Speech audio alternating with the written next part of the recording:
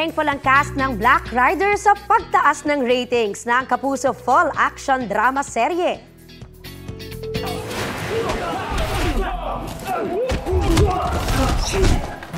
Joan!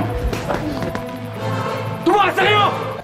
Kaya bilang pasasalamat, asahan daw na tuloy-tuloy pa rin ang maaaksyong eksena sa Black Rider. Sa episode kagabi, nagtagumpay si Paeng sa pag-rescue sa asawa niyang si Joan mula sa kamay ng Golden Scorpion.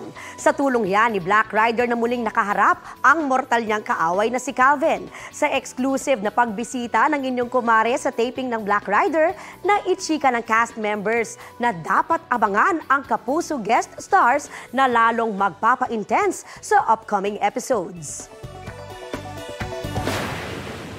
Asahan niyo po na talagang ma-excite po kayo pagka po in-announce mo namin kung sino-sino ito.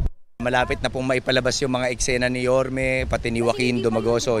Of course, si Michelle. Ngayon, bugbugan na kami.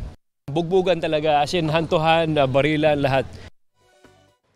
Kapuso, para sa mga maiinit na balita, mag-subscribe sa GMA Integrated News sa YouTube. Sa mga kapuso naman abroad, subaybayan nyo kami sa GMA Pinoy TV at sa www.gmanews.tv.